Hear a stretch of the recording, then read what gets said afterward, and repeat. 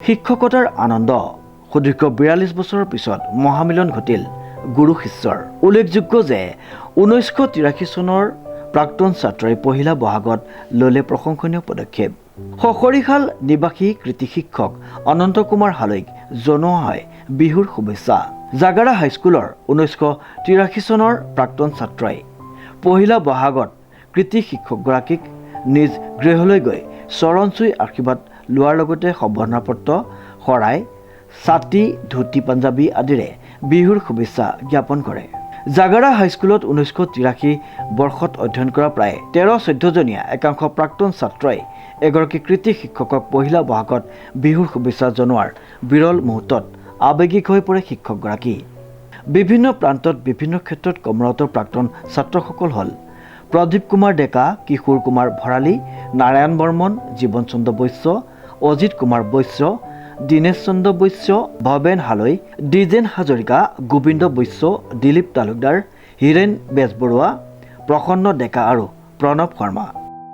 ১৯৮৩ চনৰ শিক্ষান্ত বৰ্ষৰ সমূহ ছাত্ৰবৃন্দৰ হৈ আমি আজি ২০-২৫ জন বন্ধুবৰ্গ ইয়াতে লগ লাগিছোঁ। আমাৰ মাননীয় শিক্ষাগুৰু শ্ৰদ্ধাৰ মাননীয় শ্ৰী অনন্ত হালৈদেৱক আজি আমি এটা সম্বৰ্ধনা জনোৱাৰ উদ্দেশ্যে এই বহাগ বিহুৰ ৰঙালী বিহুৰ এটা শুভকামনা জনোৱাৰ কাৰণে তেখেতক শ্ৰদ্ধা আৰু তেখেতৰ আশীষ ল'বৰ কাৰণে আজি আমি ইয়াতে লগ লাগিছোঁ। আমাৰ বন্ধুবৰ্গই গোটেইখিনি আমি বহুত দিনৰ পৰা ভাবি আছিলোঁ যে আমি পঢ়ি থকা কালৰ শিক্ষাগুৰুসকল, জাগাৰা হাইস্কুলৰ তেখেতসকলৰ ভিতৰত এজনেই মাত্ৰ আমাৰ মাজত যেতিয়া বাচি আছে। তেখেতক আমি ভাবি আছিলোঁ বহুত দিনৰ পৰাই যে আমি তেখেতক এটা সম্বৰ্ধনা জনাম আৰু তেখেতৰ আশীষ এটা আমি ল'ম। সেয়ে আমি আজি একগোট হৈ বহাগ বিহুৰ এই প্ৰথম দিনা তেখেতৰ ওচৰত আশীষ লৈ আমি কিমান বেটছ আপোনালোক? আমাৰ 1983 বেটছ এইটো। আমি তেখেতৰ আশীষ লৈ তেখেতক এটা লাষ্ট সম্বৰ্ধনা জনোৱাৰ কাৰণে আজি উপস্থিত হৈছোঁ। গতিকে ক'ৰ পৰা আপোনালোকৰ পৰিচয়কেইটা জনাই দিলে ভাল হ'ব। ক'ৰ আপোনালোক? একচুৱেলি জাগাৰা হাইস্কুলৰে, কিন্তু আমি ধৰক কৰ্মৰ কাৰণে বিভিন্ন ক্ষেত্ৰত আমি পিছতে হৈ আছোঁ। মই এতিয়া থাকোঁ গুৱাহাটীত কৰ্মসূত্ৰে, তেখেতেও জীৱন বৈশ্য, এখেতেও থাকে গুৱাহাটীত, ঘৰ এতে দাৰমুৱাতে। ভৱেন হালৈ, গোবিন্দ বৈশ্য, দীনেশ বৈশ্য তেওঁ কালডিৰ পৰা আহিছে, প্ৰণৱ শৰ্মা তেওঁ গোৱালপাৰা, কিশোৰ ভৰালী তেওঁ গোৱালপাৰা ভৰালীপাৰা, আৰু দিলীপ তালুকদাৰ তেওঁ জাগৰাৰে, আৰু প্ৰদীপ ডেকা জাগৰাৰে, অজিত বৈশ্য জাগৰাৰে, এক্স আমাৰ জাগৰা পঞ্চায়তৰ প্ৰেচিডেণ্ট আছিলে, আৰু প্ৰসন্ন ডেকা দক্ষিণ জাগৰা, নাৰায়ণ বৰ্মন নকটিপাৰা, দ্বিজেন হাজৰিকা, আমি এইকেইজনে লগ হৈ আজি তেখেতক এটা in the society of students first. Secondly, he should have proper knowledge regarding the subject matter taught by him. And thirdly, his voice should be clear. Without clear voice, no good teaching can be possible. And he should maintain his discipline, and his all sorts of bad qualities must be given up from the days of his teaching life. This is my thinking regarding my teaching. And he should be regular in his teaching. Otherwise, his teaching can never be regular or attractive. This is my voice.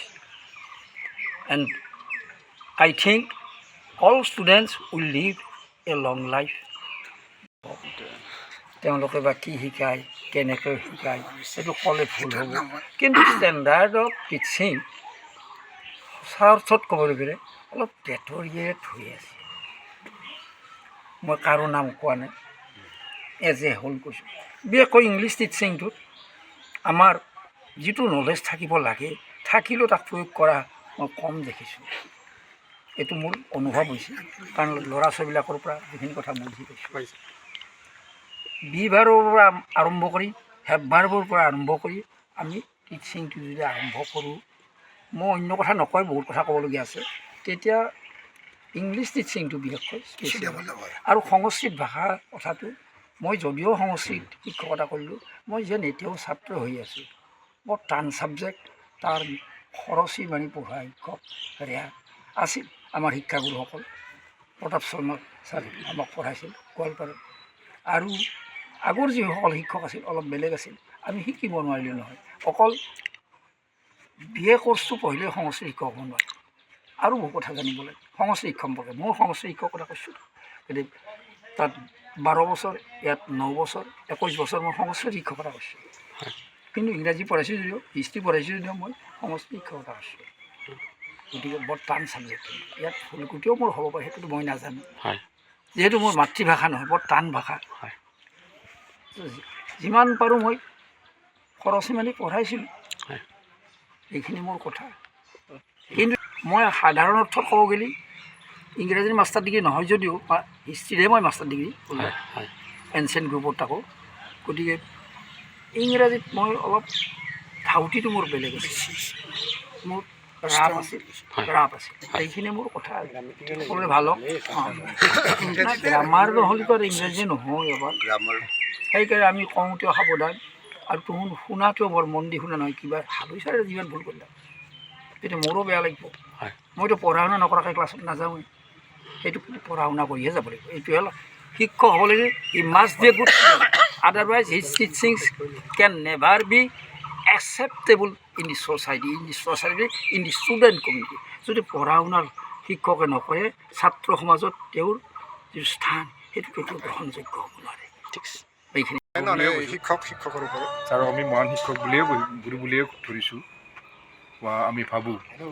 আমি ছাৰৰ পৰা যিখিনি শিকিছিলোঁ ভাল বেয়া, সেইখিনি আমি নতশিৰে স্বীকাৰ কৰিছিলোঁ, আৰু সেইখিনি আজিও আমি স্বীকাৰ কৰোঁ।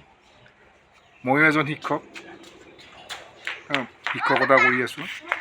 গতিকে শিক্ষকৰ যিখিনি মৰ্যাদা সেইখিনি অটুট ৰাখিবলৈ যত্ন কৰোঁ। যিধৰণে ছাৰে ৰাখিছিলে আমি সেইধৰণে যত্ন কৰোঁ। এইখিনিতে ছাৰৰ দীৰ্ঘায়ু কামনা কৰিছোঁ।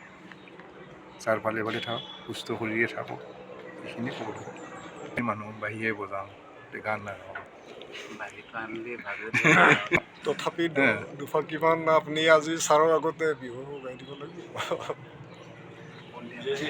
আমি এতিয়া বিহু গীত বুলি ক'ম নে বিহু নাম বুলি ক'ম? গতিকে নামনি অসমত বিহু গীত বুলি কোৱা হয়, আৰু উজনি অসমত বিহু নাম বুলি কোৱা হৈছে। গতিকে দুইটাই প্ৰযোজ্য, বিহু গীতটো প্ৰযোজ্য আৰু বিহু নামো প্ৰযোজ্য। যদি নাম আকাৰে গাওঁ তেতিয়াহ'লে নাম হ'ব, আৰু গীত আকাৰে গালে গীত হ'ব, বিহু গীত হ'ব। গতিকে বিহু বুলি কোৱাৰ লগে লগতে প্ৰথমতে আহিব হুঁচৰিৰ কথা। হুঁচৰি বিহুহে, বিহু হুঁচৰি। আমি শুৱলাৰ কাৰণে কওঁ কি বিহু হুঁচৰি। হুঁচৰি বিহু গোৱাৰ আগতে আমি হুঁচৰি গাই কি কৰিব লাগিব? আমি হুঁচৰি ঘৰে ঘৰে গোৱা হয়। বিহুটো গছৰ তলত গোৱা হৈছিলে, গছৰ তলৰ পৰা এতিয়া ষ্টেজ পাইছেগৈ আহি। গতিকে হুঁচৰিৰে বিহুটো আৰম্ভ হয়, আৰু হুঁচৰিৰে কি হয়? বিহু গোৱাৰ কাৰণে আশীৰ্বাদ লোৱা হয়, আৰু বিহু গাবৰ কাৰণে অনুমতি লোৱা হয় হুঁচৰিৰ মাধ্যমেৰে। তাৰপিছতে বিহু আৰম্ভ হয়। সেইকাৰণে বিহু হুঁচৰি এতিয়া আমি দেখা নাপাওঁৱেই। আমাৰ নামনি অসমত আমি হুঁচৰি আমি দেখাই নাপাওঁ, বিহুৱে দেখা পাওঁ। আৰু বিহুৰ গীতবিলাক এতিয়া খুব বেয়া হৈছে। আগৰ যিবিলাক বিহু গীত আছিলে সেইবিলাক, বিহুৰ গীতটো স্বতঃস্ফূৰ্তভাৱে আহে, যিহেতু বিহুটো খেতিপথাৰত উদ্ভাৱন হৈছিলে। গতিকে আৱেগ থাকিব লাগিব, তাত প্ৰাণ থাকিব লাগিব, তেতিয়াহে বিহু হ'ব। অসংলগ্ন কিছুমান শব্দ ব্যৱহাৰ কৰি দিলে বিহু নহয়। বিহুত প্ৰেমৰ কথা থাকিবই, কিন্তু প্ৰেমৰ কথা থাকিল বুলি আমি তাক উলংঘ কৰি দিব নোৱাৰোঁ, মাৰ্জিত হ'ব লাগিব, তেতিয়াহে বিহু হ'ব। নলবাৰীৰ পৰা ধনজিতৰ সহযোগত ৰিংকু ৰায় চৌধুৰীৰ এক বিশেষ প্ৰতিবেদন, নিউজ নাও।